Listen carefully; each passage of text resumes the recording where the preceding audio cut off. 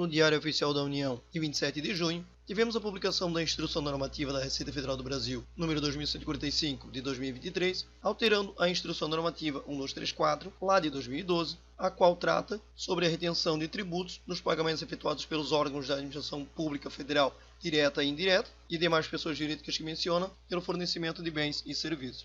Essa retenção tem como base o artigo 64 da Lei 9.430 de 96 e, historicamente, a retenção ocorre em relação aos pagamentos efetuados pelos órgãos públicos federais pelo fornecimento de bens e prestação de serviços.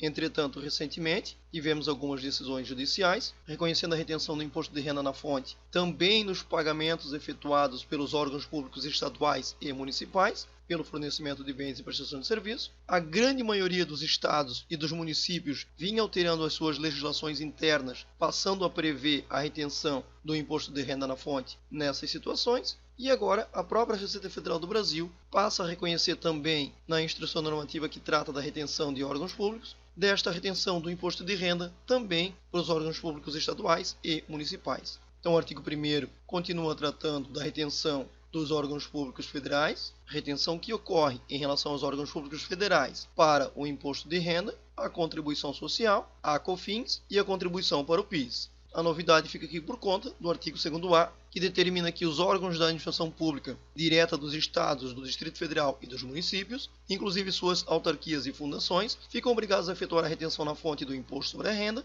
incidente sobre os pagamentos que efetuarem a pessoas jurídicas pelo fornecimento de bens ou prestação de serviços em geral, inclusive obras de construção civil. A retenção a que se refere ao artigo 2º-A, a inovação que a gente comentou, será efetuada mediante aplicação sobre o valor a ser pago pelo fornecimento de bem ou da prestação de serviço, da alíquota informada na coluna 2 e R do anexo 1 da referida Instrução Normativa 1234. Temos aqui a IN 1234 já atualizada. Na parte final dela a gente tem os anexos. Temos aqui o anexo 1 e ele traz aqui na primeira coluna o tipo de mercadoria ou o tipo de prestação de serviço e aqui na coluna 2 o percentual do IR a ser retido em cada uma das situações. Mercadorias e bens em geral, por exemplo, 1,2% e demais serviços 4,8%.